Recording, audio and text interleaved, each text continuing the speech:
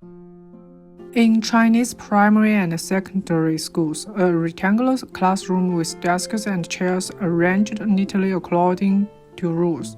The teacher stands at a podium.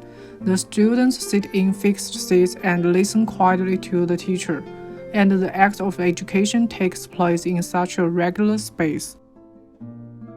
In fact, such a space is not designed to make students better educated, but to domesticate them into tools that meet the needs of society. Obedience is the first thing students learn here. The teacher stands at a high podium overlooking all the students in the classroom. Their every move is monitored by the teacher, and they're in a constant state of observation. From the moment they enter the classroom, the teacher is the center of power, like a king looking over his people.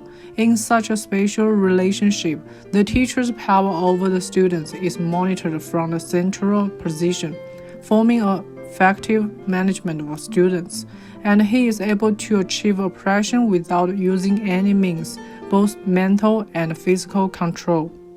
Banking education takes place naturally in such a space.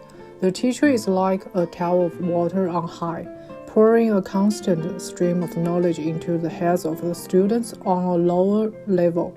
The student believes everything the teacher says without question, gobble down information without digesting it. Nor does the teacher realize that he has become a machine for education, that he believes his authority is not to be challenged in this space. Students are like ignorant lamb waiting to be nursed. Over time, the student is unable to think independently, let alone question the knowledge he has received. In such a space, practice and theory are completely cut off. Day after day, the student learns what is called knowledge and sits in the classroom like a prisoner in a prison, confined to his seat, learning the social norms outside the prison. The guards, teachers, are constantly brainwashing the prisoners, students, that getting out of prison and getting a job is a success. This kind of education, which completely separates life from learning and theory from practice, only can produce schools that fit the social machine, obeying the rules without any thought. Education is divorced from life. Learning becomes a separate event, and people slowly become a tool in the process. Learning and designing have to go together. Learning through designing, also designing through learning. They support each other. It is important for students to realize that they are a person, a thinking, critical person. I want to improve the relationship between teachers and students and change their behavior by changing the educational space, a space where they are in full dialogue with each other, learning and thinking about each other. The participants in education need to be made aware that education cannot be a tool of social control. How does dialogue arise in such space? The act of education is dynamic and cannot be a static installation of that knowledge in a confined space, nor is education a pavilion in the air, completely irrelevant to life. It is extremely important to stimulate the awareness of students and teachers. Teachers and students, all participants in education. One of the basic elements of the relationship between oppressor and oppressed is a prescription. Every prescription represents the imposition of one individual's choice upon another, transforming the consciousness of the person prescribed into one that conforms with the preserver's consciousness.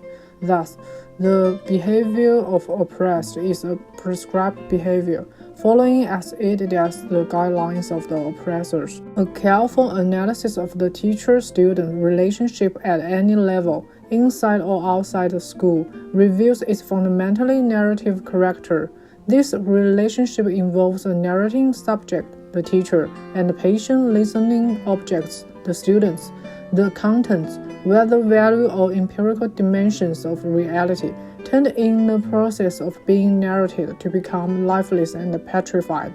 education is suffering from narration sickness. In the banking concept of education, knowledge is a gift bestowed by those who consider themselves knowledgeable upon those who they consider to know nothing, projecting an absolute ignorance onto others. A characteristic of ideology of oppression negates education and knowledge as a process of inquiry. For lighting and the eye of a supervisor capture better than darkness, which ultimately protect visibility is a trap. The crowd, a compact mass, a locus of multiple exchanges, individualities merging together, a collective effect, is abolished and replaced by a collection of separated individualities. From the point of view of the guardian, it is replaced by a multiplicity that can be numbered and supervised. From the point of view of the inmates, by a sequestered and observed solid. I grant you, he will be neither a magistrate, a soldier, nor a priest. He will be a man. In the Chinese educational environment, the 9-year compulsory education system is a unified educational system implemented by the state. All children and adolescents of school age must enjoy the right compulsory education, with 6 years of primary school plus 3 years of secondary school. Most children in China spend 9 years of their schooling from the age of 7.